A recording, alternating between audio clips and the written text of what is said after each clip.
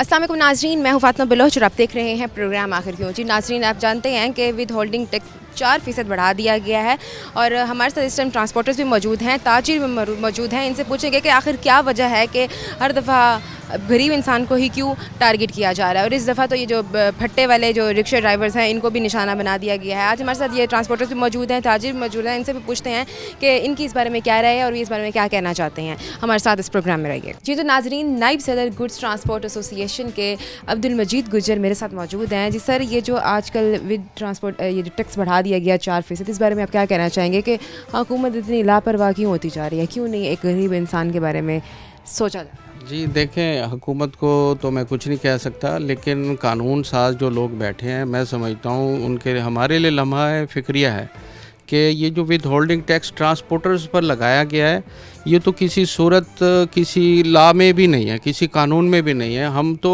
एक सिर्फ ट्रांसपोर्ट की सहूलत मुहैया करते हैं। हमारा काम तो इधर से उधर उसको पहुंचाना है सामान को। हमने ना सेल करना है ना परचेज़ करना है, ना हम फैक्चरर हैं और ना मैन्युफैक्चरर हैं। तो लिहाजा ये तो सरासर एक अनला इन्होंने विद होल्डिंग टैक्स ट्रांसपोर्ट पे लगाया है। ताजरान तो ऑलरेडी भर रहे हैं, अच्छा भर भी रहे हैं, और उन पे 4% मज़ीद इजाफा भी किया गया, वो भी इंतहाई नामुनासिब है। गरीब आदमी पहले ही बहुत परेशान है। हर टैक्स का असर एक आम कंज्यूमर पे पड़ता है। मैं कहता हूँ ये ट्रांसपोर्ट पे 100% लगा दें विद होल्डिंग टैक्स। हमने जेब से तो नहीं देना, हम अपनी कास्ट बढ़ा देंगे। आज जो दाल 10 रुपये अगर है तो वो कल 20 हो जाएगी, और कल तक 3 साल पहले तक ये पेट्रोल डीजल पे लेवी थी 10 रुपये। आज ये 100 रुपये पर लीटर लीवी ले रहे हैं, जो ट्रांसपोर्टर जैसे समझो पूरे पाकिस्तान का जो टैक्स है इस पर ट्रांसपोर्टर भर रहा है। डीज़ल की जो लीवी है उससे पूरा पाकिस्तान का निज़ाम चल रहा है। तो ये इंतहाई ज़ालमाना कदम है। ट्रांसपोर्टर ऑलरेडी बहुत बड़ा टैक्स भर रहे हैं डीज़ल की मद में, गाड़ियों की इनकम टैक्स जो सालाना भरते हैं उसकी मद में। तो मैं ये गुजारिश करूँगा गवर्नमेंट से कि इसको फौरी तौर पे कैंसिल किया जाए, ये अनला है। विद होल्डिंग टैक्स में इजाफे की वजह से आपकी रोज़मर्रा ज़िंदगी पर क्या असर पड़ा? हमारी तो देखें जी, ट्रांसपोर्ट ऑलरेडी बहुत ज़्यादा पीछी हुई है। जितने महकमे हैं वहाँ कानून इसलिए बनाए जाते हैं कि उनकी आमदन में इजाफा हो या इनके करप्शन में इजाफा हो। हमारा तो इससे कोई कतन जो है उल्टा नुकसान आम कंज्यूमर का है, ये आप देख लें। तो ये टैक्स क्यों लगाया जा रहा है? देखें, टैक्स तो लामहला गवर्नमेंट इसलिए लगा रही है कि उन्हें बजट चाहिए, यानी कि उन्हें फ़ंड चाहिए। लेकिन फ़ंड का ये तरीका नहीं है कि एक उस आदमी से वसूल किया जाए जो ऑलरेडी आपको मुल्क की ख़जाने का सबसे बड़ा हिस्सा दे रहा है। सबसे ज़्यादा जो है इस वक्त ख़जाने को भरने वाला डीज़ल है, और डीज़ल ट्रांसपोर्टर यूज़ करता है। आज अगर पाकिस्तान की रीढ़ की हड्डी है, टैक्स जो भर रहे हैं तो वो डीज़ल की मद में ट्रांसपोर्टर भर रहे हैं। इतने इन्हें मज़ीद जो है ना जब पीस देंगे तो लामाला इसका बहुत ज़्यादा बहरान आएगा। एक आम सारिफ, एक आम गरीब आदमी वो इसका बर्दाश्त बोझ नहीं कर सकेगा। आपको लगता नहीं कि हुकूमत जानबूझ के इस चीज़ को नज़रअंदाज कर रही है और हमेशा हर दफ़ा गरीब ही पिस रहा है और गरीब को ही निशाना बनाया जा रहा है? देखें, ये लोग एसी में बैठने वाले लोग हैं और इनको नहीं पता एक आम गरीब आदमी का गुजारा कैसे हो रहा है। आज एक आम गरीब आदमी लिव हैंड टू माउथ है, 1500 रुपये रोज़ कमाता है, उससे उसने डेली अपने घर का खर्च चलाना है। अगर वो 500-1000 नहीं लेके जाता, उस दिन उसके बच्चे भूखे रहते हैं। या मैं बिल्कुल 100% श्योरली कंफर्म बात कर रहा हूँ। हुकूमत को एसी कमरों से निकल के साहिब इक़्तिदार को और जो ब्यूरोक्रेट्स हैं उनको बाहर निकल के लोग गरीब लोगों के घरों में झांक के देखें तो इंशाल्लाह इनकी रूह कांप जाएगी। विद होल्डिंग टैक्स में इजाफा किन बुनियादी अशिया पर असर डालेगा, क्या लगता है? हर चीज़ पे देखें, ट्रांसपोर्टर ने तो दाल से लेके फ्रिज, टीवी, हर चीज़ ट्रांसपोर्ट करनी है। उसमें लोहा क्या है, धागा क्या है, नलकी क्या है, उसमें सुई तक जो है ना ट्रांसपोर्ट होके इधर से उधर जाती है। उसमें आपकी अजनास भी हैं, हर चीज़ आपकी महंगी हो जाएगी। हर चीज़ ऑलरेडी जो डीज़ल की वजह से जो कास्ट पर केजी हमारी कल 3 साल पहले तक 1-2 रुपया थी, आज वो 10 रुपये केजी पे चली गई है। कराची से ट्रांसपोर्टर 3 रुपये केजी, 4 रुपये केजी में काम करता था, आज 12 रुपये केजी पे चला गया है। उसकी सारी वजूहत ये हुकूमत की नाकिस पॉलिसियाँ हैं। आखिर क्या वजह है, क्यों इतनी लापरवाह हो गई है हुकूमत, क्यों नहीं उसको नज़र आ रही है? हम मैंने वही अर्ज़ किया है कि इन लोगों को गरीब आदमी के मसाइल पता ही नहीं है। इन लोगों को एसी रूम से फुर्सत ही नहीं है। ये लोग बाहर आएँ, आवाम में आएँ, गरीब लोग के घर में जाएँ, तो इन्हें पता लग जाएगा कि क्यों जो है वो इतने ये बेहिस हुए हुए हैं। इनके बेहिस होने की वजह यही है कि इनको गरीब आदमी के गुज़र ही नहीं है, गरीब आदमी के पास से गुज़र ही नहीं है। आज ये निकले देखें, एक गरीब के घर चले गए तो इनके कानून ही तब्दील हो जाएंगे। तो इस मसले का दर पे हल क्या हो सकता है, आपको क्या लगता है? देखें, इस मसले का बेहतरीन हल तो यही है कि जो कानून लोग बना रहे हैं वो अपनी सोच को गरीब आदमी के साथ जो है ना मुंसलिक करें, तब जाके इसका मसले का हल निकलेगा। अगर इन्हें रेवेन्यू चाहिए, रेवेन्यू के लिए इन्हें छोटी छोटी इंडस्ट्रीज़ को प्रमोट करना चाहिए, इन्हें एक्सपोर्ट की तरफ तवज्जो देनी चाहिए। हम बहुत, पाकिस्तान एक सोने से भरा हुआ मुल्क है, लेकिन अफसोस ये है कि बजाय हमारे वर्कर्स को यूटिलाइज़ करने के, एक्सपोर्ट बढ़ाने के बजाय उल्टा उन्हें इतना पीसा जा रहा है कि वो बेचारे रोटी से भी तंग हो गए हैं। आपको क्या लगता है कि ये जो टैक्स है ये सिर्फ ट्रांसपोर्टर्स पर लागू होगा या ताजरों को भी इसमें घसीटा जाएगा? नहीं, ताजर तो ऑलरेडी भर रहे हैं। अच्छा, वो भी डबल ट्रिपल भर रहे हैं, इंपोर्ट पे भी, और फिर सेल वहाँ कराची से होता है, वहाँ भी जब यहाँ फिर नेक्स्ट सेल होती है वहाँ भी, फिर जनरल स्टोर, छोटी शॉप्स, वो बेकर्स, वो वहाँ भी 4 जगह ऑलरेडी ताजर भर रहा है। ठीक है, वो तो ऑलरेडी भर रहा है, मज़ीद उन पे जो 4% का इजाफा वो गलत है, हम उसको नामंजूर करते हैं, वो बिल्कुल नहीं होना चाहिए। और ट्रांसपोर्टर्स पे तो विद होल्डिंग टैक्स बनता ही नहीं है, इसको भी फौरी तौर पे गवर्नमेंट कैंसिल करे।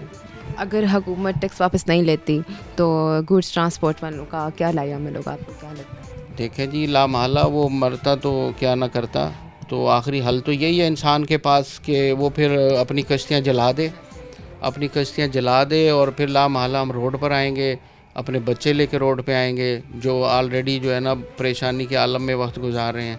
मज़ीद जब परेशान किया जाएगा तो लामाला हमारे पास घर बैठने की बजाय हम रोड पे बैठने को तरजीह देंगे, धरने देंगे, और जो हमसे हो सका वो हम अपनी ट्रांसपोर्ट जो आल पाकिस्तान यूनियन है उसकी मशावरत से हम अपना फिर लाएमल तैयार करें। आपको नहीं लगता कि इससे फिर कारोबार और मुतासिर होगा, क्योंकि हुकूमत को तो कोई फ़र्क पड़ नहीं?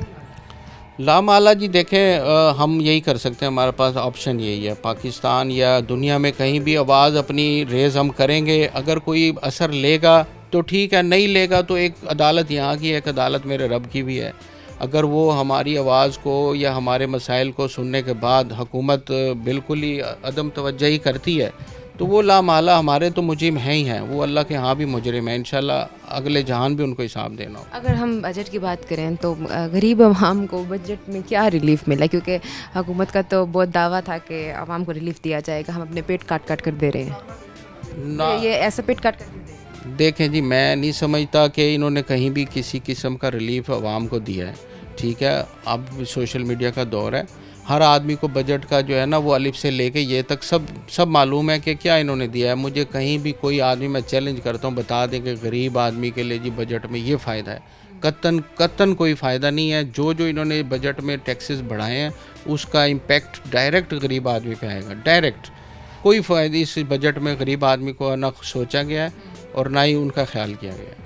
छोटे ट्रांसपोर्टर्स जो पहले ही बहुत मुश्किल से गुजारा कर रहे थे, अब और इनके ऊपर बोझ डाल दिया गया है, ये लोग कैसे गुजारा करेंगे? इन लोगों को जीने का हक नहीं है? जी बिल्कुल ऐसे ही है, आपकी बात दुरुस्त है। आने वाला वक्त बहुत ज़्यादा ख़तरनाक है। छोटे ट्रांसपोर्टर बेचारे इस वक्त लिव हैंड टू माउथ पहले ही थे, अब तो वो बिल्कुल मजबूर हो गए हैं, उनका छोटा सा भी कोई काम है वो करने के काबिल नहीं रहे। आप देखें, जब से ये नए टैक्सेस आए हैं तो गवर्नमेंट के ये जो माशरे में आप देखें शादियां कम हो रही हैं, कंस्ट्रक्शन कम हो रही है, तो लामाला आदमी पिस रहा है, गरीब आदमी। और जो अब नया ये इन्होंने रक्षा फट्टा पे इन्होंने सख्ती की है, उससे तो वो आदमी जो बिल्कुल ही इंतहाई गुर्बत की लकीर से नीचे जी रहा है, वो फटा बाडी इस्तेमाल करता है कि उसके पास वसाइल नहीं है कि वो पिकअप ले ले, बड़ी गाड़ी ले ले।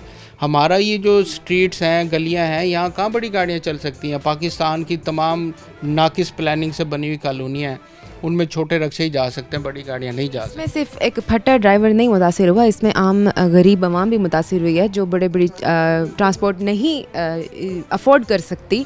तो मेरे ख्याल से हर जो गरीब आवाम है उसको ही टारगेट किया जा रहा है और हर दफ़ा ही किया जा रहा है। अगर हम इसकी गुड ट्रांसपोर्ट की बात करें तो ये तो चलें आपका टैक्स है, इसके अलावा वो जो बजट की अगर बात की जाए तो हर छोटी छोटी चीज़ पर इन्होंने टैक्स लगा दिए हैं, हर छोटी सी ऑनलाइन अशिया पे इन्होंने टैक्स लगा दिए हैं। तो मतलब हम क्या ही बात करें। जी, आप बिल्कुल दुरुस्त बात कर रही हैं। देखें, मैं समझता हूँ मेरे से ज़्यादा मुतासिर आप हैं, ठीक है। तो ला महला ये बजट से आप लोगों पे इम्पेक्ट हो रहा है, तो ये जो बातें मुझे करनी चाहिए आज आप कर रही हैं। इससे ज़्यादा मैं क्या बजट की तारीफ़ करूँ। अब क्या मुतालबात क्या करना चाहेंगे, आखिर में क्या आप मैसेज देना चाहेंगे, क्या हुकूमत से मुतालबात? देखें, हुकूमत से मैं यही गुजारिश करूँगा कि ज़ालमाना टैक्सेस वापस लिए जाएँ और बजट को दोबारा से रीशेड्यूल किया जाए। उसमें से ये जो विद होल्डिंग टैक्सेस में इजाफा फौरी वापस लिया जाए।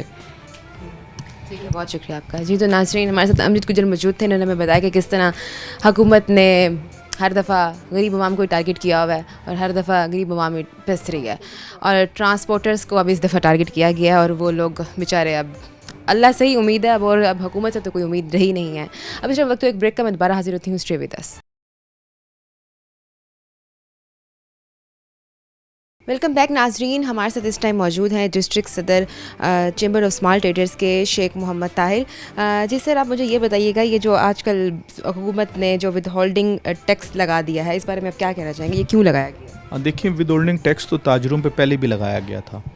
अब इन्होंने ताजरों के साथ साथ गुड्स ट्रांसपोर्टर्स पर भी टैक्स लगा दिए 4%। मेरा ख्याल है कि ये नाइंसाफ़ी है गुड्स ट्रांसपोर्टर के साथ। आप ये देखें, आए रोज़ डीज़ल की मद में इनको बढ़ा दिया जाता है, टैक्सेस लगा दिए जाते हैं। आए रोज़ गाड़ियों की रजिस्ट्रेशन पर टैक्स लगा दिए जाते हैं। आए रोज़ हमें किसी ना किसी मद में टैक्स के जद में लेके आया जाता है। हालांकि गुड्स ट्रांसपोर्टर तो एक ब्रोकरेज का काम करते हैं।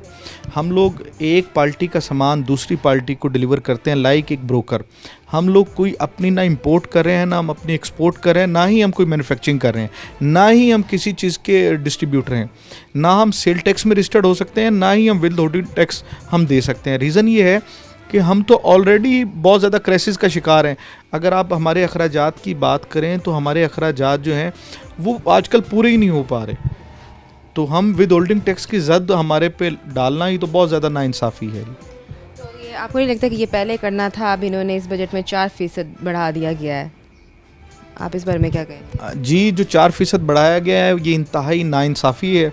हम पहले ही से जो बजट है उसको नामंजूर कर चुके हैं, और अब भी हम जो 4% ये जो बजट के अंदर हमारे पे टैक्स लगाया गया है ट्रांसपोर्टर्स पर, इस पे नज़र षानी की जाए। अगर इस पे नज़र षानी ना की गई, यकीनन ताजरों के साथ साथ गुड्स ट्रांसपोर्टर भी हड़ताल में शामिल होने जा रहे हैं। आखिर क्या वजह, क्यों लगा रहे हैं ये टैक्स लगाने की वजह तो हुकूमत की अपनी बेबसी और नाकिस पॉलिसियां हैं। अगर इनके पॉलिसी मेकर बेहतर कारकर्दगी करें तो ये मेरा ख्याल है कि बजाय टैक्स लगाने के वो टैक्स लगा रहे हैं जो हमारे पर लागू ही नहीं होते। हम लोग टैक्स देना चाहते हैं लेकिन वो टैक्स देना चाहते हैं जो हम पर लागू होते हैं। हम देखें, डीजल की मद में ऑलरेडी टैक्स दे रहे हैं, हम गाड़ियाँ परचेज़ करते हैं हम टैक्स दे रहे हैं, हम लोग टूल टैक्स दे रहे हैं, तमाम टैक्स तो हम दे रहे हैं। मज़ीद अब हमारे पास विद होल्डिंग टैक्स लगा दिया है। हम लोग अब सिवाय माशी कत्ल के हमारे पास तो कोई मिजाज रहा नहीं। अच्छा, अब हुकूमत अगर ये टैक्स वापस नहीं लेती तो आपको क्या लगता है ताजरों का क्या लायामल होगा? जी, हुकूमत तो मेरा ख्याल है कि अब हमारे जीने पर टैक्स लगा चुकी है। हम लोग इस टाइम मीटिंग्स कर रहे हैं पूरे पाकिस्तान के गुड्स ट्रांसपोर्टर, ताकि इस पे लाएअमल बनाया जाए और पूरे मुल्क गिर एहतजाज किया जाए और पहिया जाम हड़ताल की जाए। अगर ये टैक्सेस ख़त्म ना किए गए तो हम पूरे मुल्क के अंदर पहिया जाम इंशाल्लाह हड़ताल करेंगे।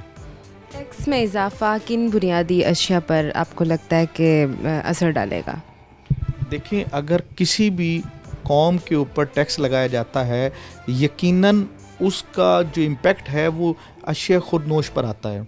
अगर हम गुड्स ट्रांसपोर्टर पर टैक्स लगाया जाएगा, हम ट्रांसपोर्टेशन के थ्रू वही अशिया खुदनोश जो हम लोगों को ट्रांसपोर्टेश करते हैं उस पर जब टैक्स लगेगा, जाहिर सी बात है वो चीज़ें ऑटोमेटिकली महंगी होंगी।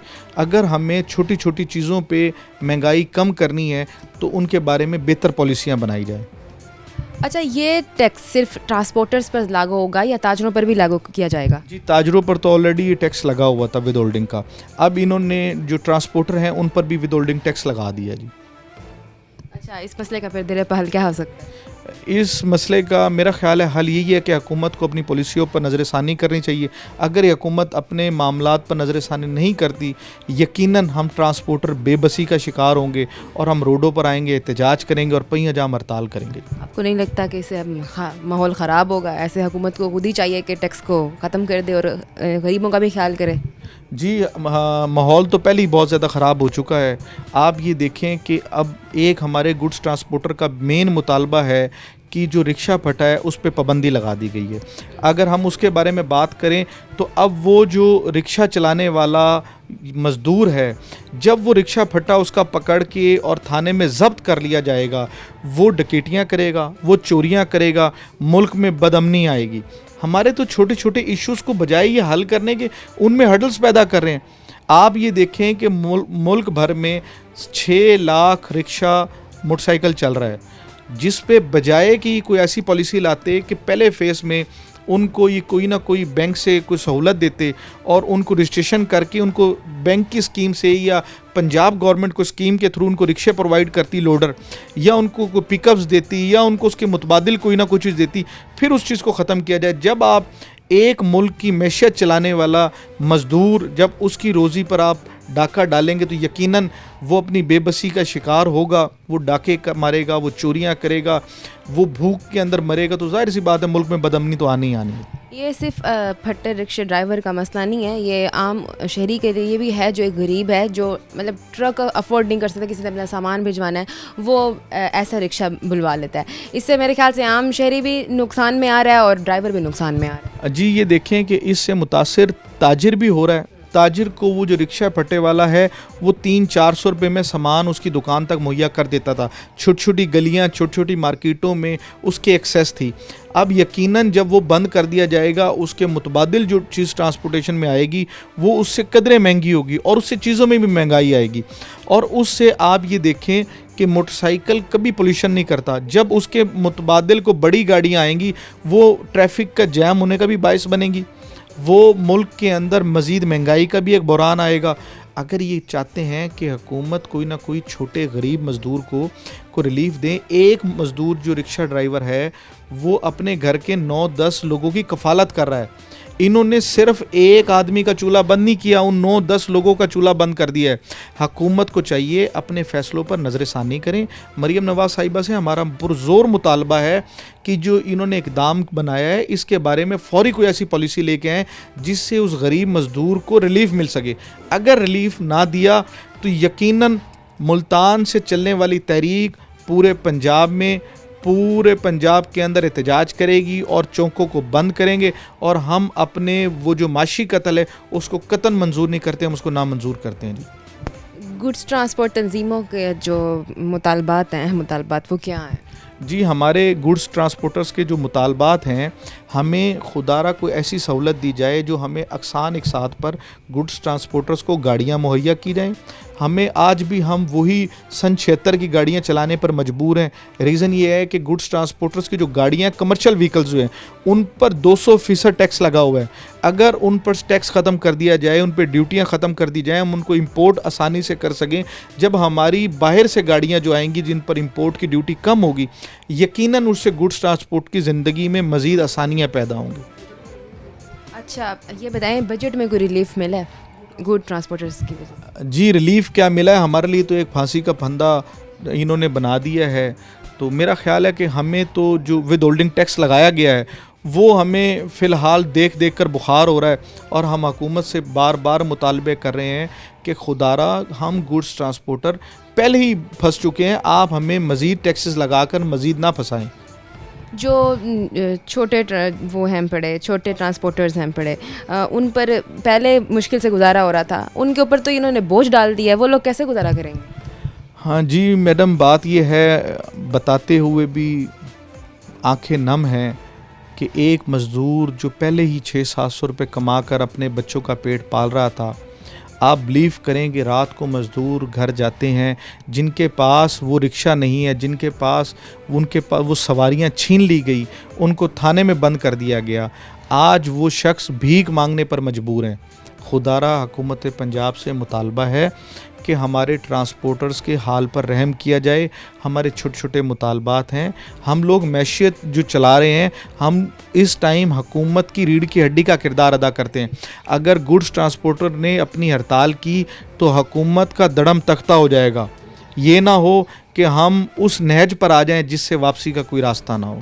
आपको लगता है कि हुकूमत संजीदगी से आपकी बात सुनेगी और ये टैक्स कम करेंगे या ये टैक्स ख़त्म कर देंगे? कोई है उम्मीद आप? जी, आई होप कि हुकूमत ने पहले भी बहुत सारे अच्छे काम किए हैं, सिर्फ इनको अपनी पॉलिसीज़ पर नज़र षानी करने की ज़रूरत है।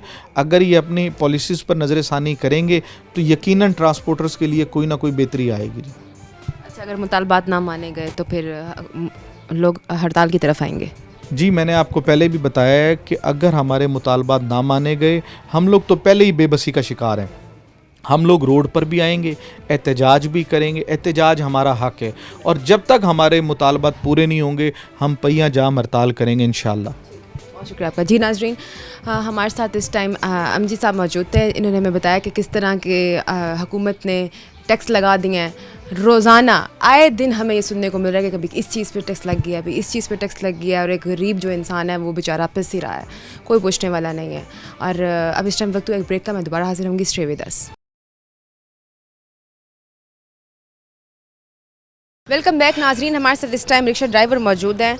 आप देख सकते हैं कि ये आपका ये भट्टा रिक्शा है पड़ा, ये जो हुकूमत ने इतना बड़ा जुल्म फेंक दिया है आवाम के ऊपर, इतनी बड़ी टेंशन डाल दी है गरीब आवाम के ऊपर, इस बारे में आप क्या कहना चाहेंगे? 4% इन्होंने टैक्स लगा।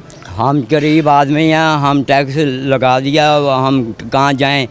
फिर बंदर को भी पकड़ दे और उसको भी पकड़ दिया। हम बच्चे, छोटे छोटे बच्चे, मकान किराए का है, हम क्या करें? हमारी मजबूरी है। अगर ये हो गया तो हम पैसे कहाँ से लेके? नहीं, ये जो कह रहे हैं कि इसको बंद कर दिया है, हाँ। अब इस बारे में क्या कहेंगे? आपके गुजारा कैसे होगा? आपका तो ये रोज़मर्रा का काम है, आपने अपना मतलब मुझे लगता है आपका महीने का या दिन का जो भी खर्चा है वो इसी के ज़रिए ही निकलता है। हाँ। इन्होंने ये बंद कर दिया है। हाँ, कैसे कैसे जिएंगे? कैसे हाँ, कैसे कैसे? जिएंगे? गरीब आदमी हम टैक्स दें कि हम गरीब आदमी कहाँ जाएं? हम हैं टैक्स लगा दिया, बंद करा दिए फट्टे हैं, हम मोल भी नहीं ले सकते। किराए मकान किराए का है, हमारा किराए का मकान है, हम कहाँ जाएं? हमें गोली दे दो, हम मर जाएं। हैं, आपको सुकून मिल जाएगा? हैं, आपको शर्म होनी चाहिए। एक जरिया था ये रोज़ी का और वही छीन। रोज़ी का मसला है, हैं, हम ये रोज़ी ना करें तो हम कहाँ जाएं? बच्चों को कहाँ खिलाएं? मकान किराया कहाँ दें? हम बच्चों को अपना कैसे पालेंगे? हैं, और अपना बिजली का बिल, सुई गैस का बिल हम कैसे दें? और बच्चों को कैसे अपना पेड़ पूजा करें? आपका अपना घर है? हैं, अपना घर है? किराए का। बच्चे कितने हैं आप? हैं, 3 बच्चे हैं। कितने कितने कितने बच्चे हैं? बड़े हैं छोटे हैं? छोटे बच्चे हैं। तो कैसे गुजारा करेंगे? हैं? अब ये जो इन्होंने रिक्शा आपका बंद, हाँ, इस वास्ते हम क्या करें? हमें गोली दे यार दे दें। ये कमा कितना लेते थे आप हैं, इससे? हम ये मतलब 1200, 2000, 3000 और कोई ना कोई गुजारा हो ही रहा है। हैं, मकान का किराया भी देते थे हम, हैं, और सुई गैस का बिल, बिजली का बिल, हैं, और आवाजाही का खाना पीना, कोई मेहमान आया कोई, अगर ये काम ना करें हम कहाँ जाएं? अब क्या करेंगे आप? ये तो बंद हो रहा है। तो फिर खुदकशी मर जाएंगे हम। तो हुकूमत दूसरे जो लेकर दे रही है उस बारे में क्या कहेंगे? वो हम इतने कहाँ से पैसे दें? हम वो खरीद नहीं सकते। नहीं खरीद सकते। कितने टाइम से चला रहे थे आप? हैं, कितने टाइम से आप ये चला? सुबह 8 बजे चलाते थे, रात के 9, 9:30, 10 बजे तक कितने सालों से चला रहे हैं इसको। हैं, कितने साल से? 3 साल हो गए। 3 साल से चला रहे हैं। हाँ। रोजी का जरिया यही है? हाँ जी। और वही रोजी के जरिए छीन रहे हैं? हाँ। ये क्या अपने ठेके पे है? हैं, ठेके पे है। अच्छा, फिर किराया कितना देते थे? हैं, कितना किराया देते थे आप इसका? 500 रुपया। जो कमाते थे उसमें से आप घर का किराया भी देते थे, आप इसका किराया भी देते थे, बच्चों को भी पालते थे। चलो जो भी है शुक्र अदा करना चाहिए, गुजारा हो रहा था। अब क्या करेंगे आप जब यही चला जाएगा? अगर ये बाज नहीं आएंगे तो फिर खुदकशी या फिर और क्या करें हम? जी तो नाज़रीन, आप देख सकते हैं हमारियाँ तो नींदा उड्डियाँ पैया, हमारियाँ नींदा उड्डियाँ पैया, हम कहाँ जाएं? क्या करें? हैं, यही बच्चों की रोज़ी है, ये हमारी रोज़ी है, और हम काम कोई कर नहीं सकते। एक बूढ़े आदमी है। तो क्या पैगाम क्या देना चाहिए? क्या हम ये हम फटिया नहीं छोड़ सकते इनको। बताएं क्या कहना चाहेंगे? भाई ये ख़त्म होना चाहिए। ये गरीब इंसान पे हाँ है। गरीब हूँ, हम दूर भी फेरा लेके नहीं जा सकते। ठीक है जी। नाजरीन और भी यहाँ पर रिक्शा ड्राइवर्स मौजूद हैं, इनसे भी जानने की कोशिश करेंगे। जी अस्सलाम वालेकुम सर, आप बताइएगा ये जो इन्होंने इतना बड़ा जुल्म आप लोगों के ऊपर सर पे डाल दिया, आप लोगों के ऊपर इतनी बड़ी टेंशन डाल दी है, ये जो आपका इसी से गुजारा होता था, ये कारोबार मुतासिर हो गया अब आपका, आप लोग कैसे गुजारा करेंगे? क्या करें, मरने वाला हाल हो गया हमारा तो बस जी, बिल्कुल ही एंड। ना चोरी कर सकते ना डकैतियाँ कर सकते हम। मिर्गी का मरीज हूँ मैं, बताओ। हाँ इससे आपका सही गुजारा हो जाता था? बस अल्लाह की रहमत है, चल गुजारा घर का। कितना कमा लेते थे आप इससे? 3000 2000 पकड़ ले कर हम। चलो दिन का होता था, हाँ जी, चलो फिर भी फ़ायदा है, 3,000 होता था, आप क्या करेंगे? अब ये तो छीन रहे हैं आप। कोई नहीं, अल्लाह वारिस है। और कोई काम भी नहीं और कोई जरिया भी नहीं रोज़गार का। नहीं सकते ना, और काम नहीं कर सकते। घर कैसे पालेंगे, बच्चों को कैसे पालेंगे? बच्चे 2 बेटियाँ हैं,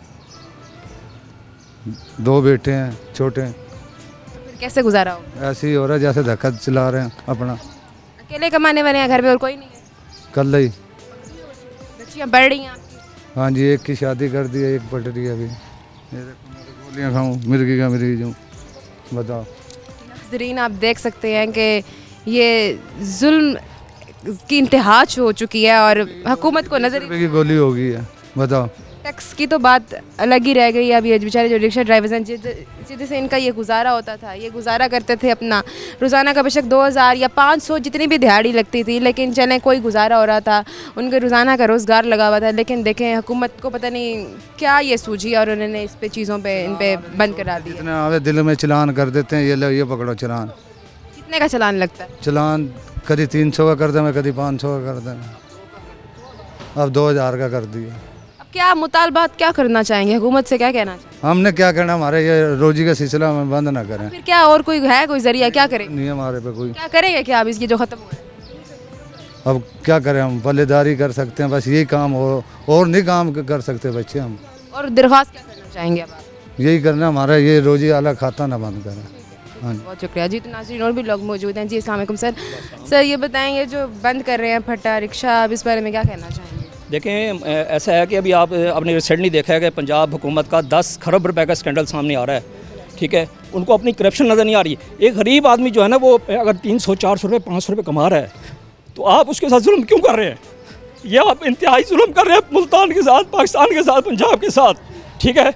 आप ये देखें, एक गरीब आदमी 500 रुपये कमा रहा है, तो वो खुदकुशी पर चला गया, वो रोज़ी नहीं कमा सकता, तो उसको क्या करें बताएं आप? ये 10 खरब रुपए का स्कैंडल आपके सामने है, उस पर नज़र नहीं है किसी की। एक गरीब आदमी के ऊपर छुरी फेर दिया, वो खुदकुशी ना करे तो क्या करे बताएं मुझे आप? कितना कमा लेते थे? 300 400 रुपये हम कमाते हैं उसके वो रक्शे पे, वो रोज़गार भी हमारे से छीन लिया गया। इसके अलावा क्या करें बताएं आप? जी नाज़रीन देखें, ये हालात हैं पड़े, बेशक 300 भी कमा रहे हैं। किराए का मकान है, ठीक है, मकान का किराया पूरा नहीं होता, रक्शे का ठेका पूरा नहीं होता, ऊपर से डेली 400-500 रुपये चलान भरते हैं, ठीक है। अब वो रक्शे भी बंद कर रहे हैं, FIR भी कर रहे हैं, ये जुल्म कर रहे हैं। चालान किस चीज़ का काटते हैं? चलान पहले तो ये रिश्वत के तौर पे ले लेते हैं कि ठीक है जी आप 300 रुपये दे चले जाएं यहाँ से, ठीक है। आप वो मुस्तकिल गाड़ियाँ भी बंद कर रहे हैं, बताएं क्या करें हम? बताएं फिर क्या करेंगे, गुजारा कैसे करेंगे? खुदकुशी करनी है और कुछ नहीं करना हमने। घर में बच्चे कितने हैं आपके, कैसे? बच्चे 4 बच्चे छोटे हैं जी, मैं क्या करूँ बताएं? नाज़रीन आप देख सकते हैं, आपको क्या लगता है कि ये ऐसे हुकूमत करेगी तो इससे क्या फ़ायदा, इनको क्या फ़ायदा? कोई हुकूमत का कोई फ़ायदा नहीं है, हुकूमत को कोई फ़ायदा नहीं है, सिर्फ जुल्म कर रहे हैं और कुछ नहीं कर रही है। अब मुतालबात क्या करना चाहिए? सिर्फ मुतालबा है कि गरीबों पे जुल्म ना किया जाए, अपनी इस जो करप्शन है वो जैसे छुपाएं, गरीबों पे जुल्म ना करें बस। मरीम नवाज़ को क्या कहना चाहेंगे? देखें, वो हमारे लिए मोहतरम है, वज़ीर आला है, ठीक है, लेकिन उनको ये नज़र आना चाहिए, ठीक है। आप वो 10 खरब रुपए का स्कैंडल उनका अपना पर्सनल ज़ाती सामने आ रहा है, तो गरीब के ऊपर क्यों छूट चला रहे हैं? कि वो हमारे से पूरा कराना है इन्होंने? इसके अलावा और कोई जरिया नहीं है? नहीं, इसके अलावा कोई रोज़गार? जरिया नहीं, इसके अलावा कोई जरिया नहीं है। अब ये भी छीन लेंगे तो आप जो दूसरे रिक्शे का कह रहे हैं वो तो अब अफोर्ड करना भी मुश्किल। इस वक्त कोई रक्षा देने के लिए तैयार नहीं, वो कहते हैं आप रक्षा लेके जाएंगे वो पकड़ लेंगे, हम क्या करें इसका बताएं? आखिर क्या वजह, क्यों बंद किया जा रहा है? मैं आपको बता रहा हूँ कि बस वो एक जुल्म कर रहे हैं, बस और कुछ नहीं है। वो किसी पजारों वाले का किराया चलान नहीं करते, किसी कार वाले का चलान नहीं करते, किसी ओवरलोड गाड़ी का नहीं करते, बड़ी गाड़ी का, ठीक है। वो गरीब रिक्शे वाले को पकड़ रहे हैं। आखिर क्या वजह है, क्यों हर दफ़ा रिक्शे वाले को क्यों पकड़ा जाता है, क्यों उसके पर टैक्स लगा? नहीं देखिए, अगर रिक्शे वाला कोई गलत सामान लेके जा रहा है या कोई खुदा न खासा कोई और मामला है, वो हमें बताएं, उस मौके पे उसको दिखाएं कि आप ये करें, ठीक है। लेकिन अपनी करप्शन छुपाने के लिए गरीब पे जुल्म ना करें, आपकी मेहरबानी। नाज़रीन अब इस टाइम वक्त हुआ एक ब्रेक का, मैं दोबारा हाजिर होंगी stay with us. Welcome back नाजरीन, यहाँ पर हमारे साथ और भी रिक्शा ड्राइवर्स मौजूद हैं। जी सर, आप ये बताइएगा, ये जो आप लोगों के हम सुबह निकलते हैं मजदूरी के लिए, गरीब आदमी है, कोई हमारे जुर्म है ये रिक्शा चलाना, कोई जुर्म है? अगले पकड़ लेते हैं, चलान कर रहे हैं 20-20 हज़ार 15-15 हज़ार रुपये। क्यों कर रहे हैं चलान? ये बंद करो जी, फट्टे बंद करो जी, हमें बताओ हम गरीब आदमी कहाँ जाएँ? सुबह निकलते हैं रोज़ी के लिए, अगले पकड़ लेते हैं हमारे को। इसके अलावा और कोई जरिया है रोजगार? और जरिए होता तो फिर हम ये करते। ये क्या करेंगे आप? फिर अब क्या करेंगे, जब अब भट्टे बंद कर देंगे तो शायर है, फिर चोर डकैत बनेंगे तो जुर्म करेंगे, तो बताओ क्या करेंगे हम? पर्चा देते हो सीधा 15 हज़ार ले आओ, 15 हज़ार तो हम महीने में नहीं कमाते, 15 हज़ार ले आओ, 20 हज़ार ले आओ। तो क्या किराया देते हैं? ये अपना है या किराए पे लिया? किसी का अपना है, किसी का ठेके पे। आपका अपना ठेके पे है या अपना है? अपना है हमारा अपना है। जी। घर आपका अपना है?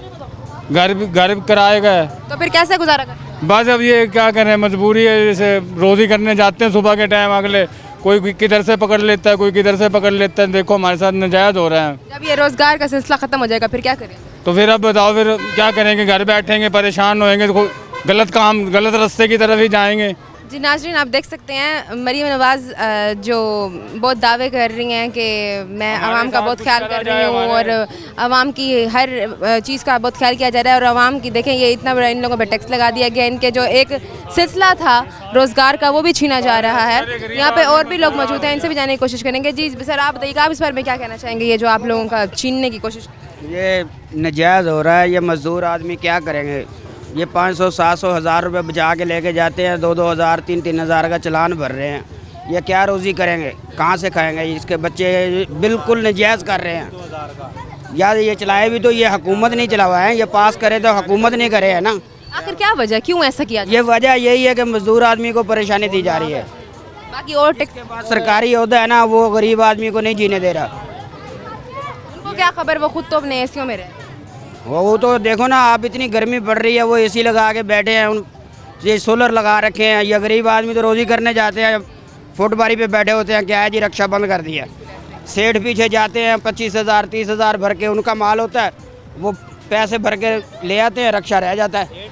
आपका तो ये रोज़गार का सिलसिला था। छीनेंगे तो और क्या करेंगे? भूखे मरेंगे।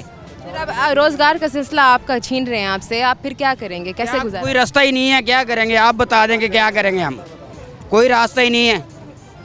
कोई रास्ता है तो आप आपका बताएं। अपना रिक्शा है या ठेके? नहीं, ठेके का है। उसको भी पैसे देने होते हाँ, उनको भी देना होता है 14 हज़ार रुपये। हैं? कितना देते हैं? 14 हज़ार रुपये। कमा कितना लेते हैं? यही 2000-2500 शाम को कमाते हैं तो 300-400 रुपये बचते हैं।